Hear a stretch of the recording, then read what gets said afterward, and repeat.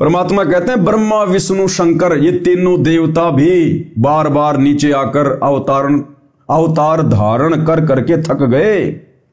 इनको भी वो सत ज्ञान नहीं मिला, वो सच्चा गुरु नहीं मिला, सतलोक वाला मार्ग नहीं मिला। तो भाई और बहनों, अब आप और हम अपनी किस्मत को पहचाने, अपनी किस्मत को सराहें। आप और हमारे ऊपर गुरुदेव भगवान ने कितनी असीम रजा बख्शी है।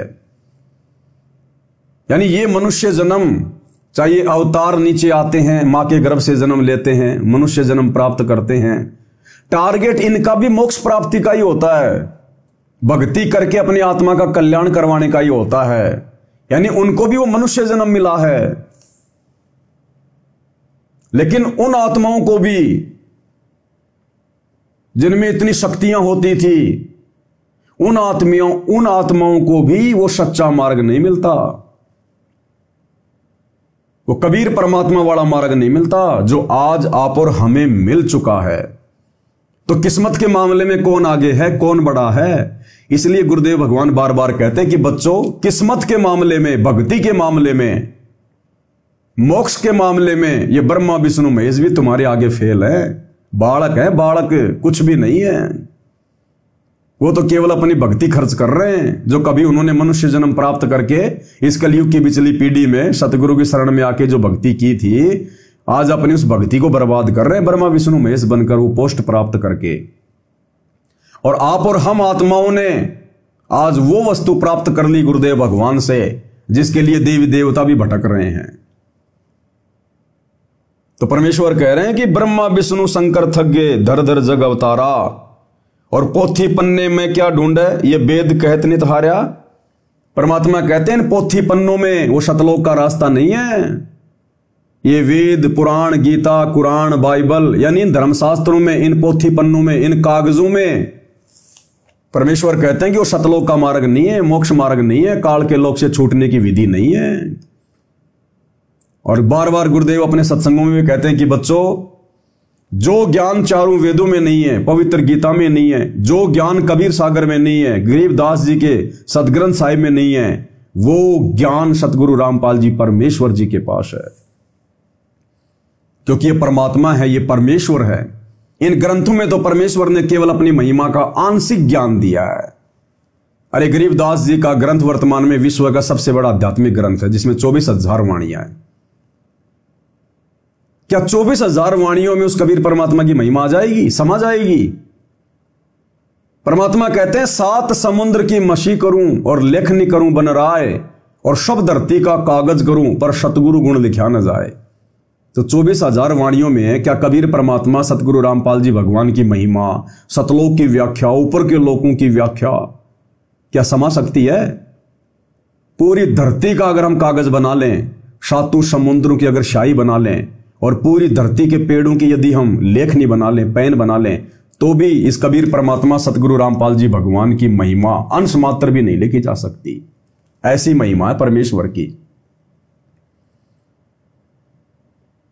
तो जो वास्तविक ज्ञान है, जो मूल ज्ञान है, वो ज्ञान दुनिया के किसी भी शास्त्र में नहीं है। वो ज्ञान कबीर परमात्मा स्वयं ही सतगुरु बन के जब धरती पर आते हैं तो अपने मुखारविंद से उच्चारण करते हैं। तो जो मोक्ष के जो मंत्र हैं, जो विधि है, ये सारी विधि आज गुरुदेव भगवान ने आप और हमें बताई है। अरे चलो हम त्रिकुटी पर पहुंच गए, जैसे तैसे करके इन शास्त्रों से ज्ञानवान लेके। त्रिकुटी से आगे क्या करेंगे? त्रिकुटी से आगे हमें क्या गरीबदास जी का वो सदग्रंथ साहिब लेकर जाएगा? क्या त्रिकुटी से आगे हमें चारों वेद लेकर जाएंगे? क्या हम अपनी खुद की भक्ति शक्ति से हम त्रिकुटी के आगे की यात्रा कर लेंगे? सतगुरु शब्द रूप में हमारे साथ रहेगा, हमारा हाथ पकड़ के अपने शब्द रूपी विमान में बैठाकर परमेश्वर लेके जाएगा हमें। गुरुदेव भगवान लेकर जाएंगे हमें त्रिकुटी से आगे सतलोक। तो जो ज्ञान किसी भी पोथी पन्ने में नहीं है, किसी भी धर्मशास्त्र में नहीं है, वो ज्ञान गुरु स्वयं देता है, स्वयं। उसको कहते हैं सार शब्द। सार शब्द, सार नाम तो कहीं कहीं परमात्मा ने लिख दिया, छोड़ दिया संकेत के लिए। लेकिन सार शब्द ये दुनिया के किसी भी ग्रंथ में नहीं है, और सार शब्द ही वो सरजीवन बूटी है भाई। सार शब्द सर जीवन बूटी, घिस घिस अंग लगावे। सार शब्द सर जीवन बूटी, घिस घिस अंग लगावे। कहे कबीर तुम सतकर्म मानो, ये जन्म मरण मिट जावे। जग सारा रोग यारे, जिन सतगुरु वैद न जाण्या। जग सारा रोग यारे। तो वो सार शब्द दुनिया के किसी ग्रंथ में नहीं है, ना गरीबदास जी के सदग्रंथ साहिब में है, और बाकी तो होगा ही कहां वो। तो वो शब्द स्वयं सतगुरु ही अपने भगत को प्राप्त करवाता है, और उस शब्द के सहारे फिर हम सतलोक को जाएंगे। इसलिए परमात्मा कह रहे हैं इन पोथी पन्नों में कुछ नहीं रखा।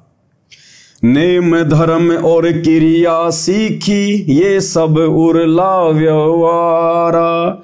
नेम धर्म और क्रिया सीखी, ये सब उरला व्यवहारा।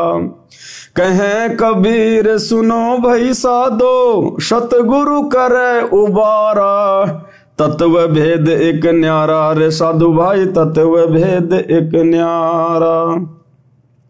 समझेगा कोई गुरुमुख प्यारा, तत्व भेद एक न्यारा। अब देखो आ गई ना वही बात कि कहे कबीर सुनो वही साधु, सतगुरु करे उबारा।